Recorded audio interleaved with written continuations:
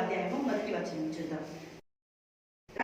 పాలు చేయును, మద్యము అల్లరి పుట్టించును, దాని వశమైన వారందరూ జ్ఞానము లేని వాడు. దేవునికి మహిమ కలుగున్నదా. అందుకే తల్లి ఒకటి మాట చెప్తుంది, ఏమంటుంది అనగా 31వ అధ్యాయము సామెతలు 4వ లెమియేలు నువ్వు తాగొద్దు. లెమియేలు అది రాజులకు అస్సలు తగ్గదు, బొత్తిగా తగలదట. దేవుడికి స్తోత్రం. మద్యపానాసక్తులు న్యాయాన్ని మర్చిపోతారు, న్యాయం జరిగించరు. వాళ్ళ కళ్ళకి అన్ని కూడా కూరలు కమ్మేస్తారు. ఉండొద్దు అని కొడుకుని గద్దిస్తుంది, హెచ్చరిక చేస్తుంది. లెమియేలు నువ్వు అట్లా ఉండొద్దు, నువ్వు తాగుబోతు అవ్వద్దు, నేను దేవుడి కొరకు నిన్ను కన్నా, దేవుడు నిన్ను నాకు అనుగ్రహించింది ఎందుకంటే ఆయన పరిచర్యలో నువ్వు నిలబడతావని, ఆయన కొరకు నువ్వు జీవిస్తావని, ఆయనలో నువ్వు బ్రతకాలని దేవుడు నాకు అనుగ్రహించిండు. మొదటి కుమారుని నేను కోల్పోయినా నిన్ను నేను కోల్పోలేను. లెమియేలు దేవుడి కొరకు బ్రతుకు అంటారు కదా. దేవుడికి మహిమ కలుగుందాక మనం చూద్దాం. దేవుని ఒక బ్రతకకుండా చేస్తున్న అగత్యాలతో దానియేలు 5వ అధ్యాయము 1వ వచనం.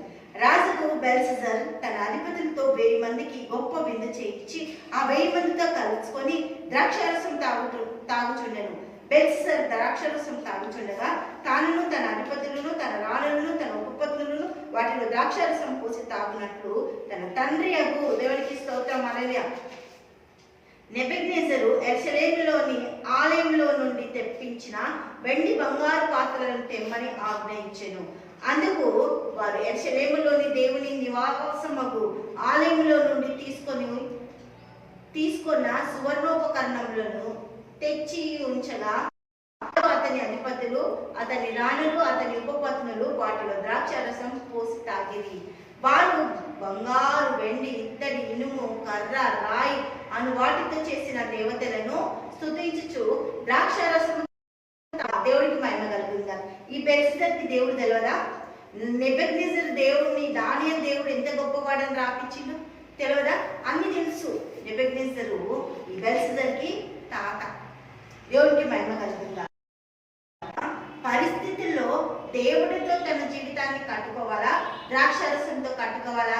ద్రాక్షారసంతో మత్తుడైపోయి వెండి బంగారు కర్ర వాటన్నిటిని పూజిస్తూ మీరే మమ్మల్ని కాపాడారు, మీరే మాకు అపవాదులు అనుచు వాటితో హల్లెలూయా దేవునికి మహిమ కలుగుందాక వాటిని పూజిస్తూ వాటితో వాళ్ళు అక్కడ అలంకరించుకొని ఆనందిస్తూ సంతోషిస్తున్న టైంలో ఏమైందో తెలుసా? 5వ వచనం చూద్దాం. దానియేలు ఆ గడియలోనే మానవాస్తము వేళ్లు కనబడి దీపం దగ్గర రాజు యొక్క నగరి గోడ పూత మీద ఏదో ఒక రాత రాయిచిన్నట్లుండెను.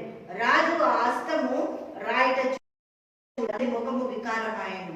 అతడు మనసునందు కలవరపడగా దేవుడికి స్తోత్రం. అతని నడుము కీళ్లు వదిలి అతని మోకాళ్ళు గడగడా వణుకుచు కొట్టుకొని చుండెను. దేవుడికి స్తోత్రం హల్లెలూయా. రాజు పరిస్థితి ఏమైపోయింది?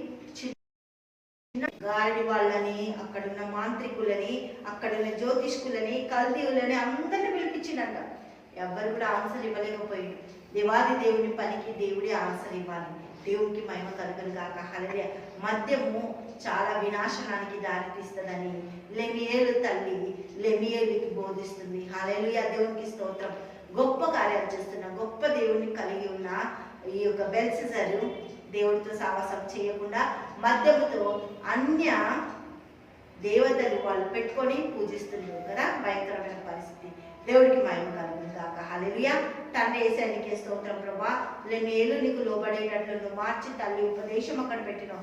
ఈ బెల్షస్సర్ని కూడా నువ్వు నిలబెట్టినావు. కానీ ఆ తప్పు దారిలో వెళ్ళిపోతుంటే బెల్షస్సర్ ఒక అమ్మమ్మ ఆ ఒక వాక్యము అతనికి బోధించి నీవు నమ్మకమైన వాడిగా ఉండడానికి నువ్వు రాజ్యంలో ఉన్న మంత్రులని వీళ్ళని ప్రజ్ఞావంతులని కాదు, దేవుని దాసుని పిలుచుకోమని ఒక సలహా ఇచ్చి ఆ బిడ్డని నాయన నీకు స్తోత్రం అని ఆ ఒక పరిస్థితులలో రాజుని తీసుకు దానియేలు చేతుల్లో పెట్టింది. దానియేలు దేవుడు గొప్ప దేవుడని దేవునికి స్తోత్రం. గొప్ప ఆశ్చర్యకారాలు దయచేస్తున్నారు. స్తోత్రాలు చేస్తే ప్రార్థిస్తాం. ఆమేన్ ఆమేన్ ఆమేన్.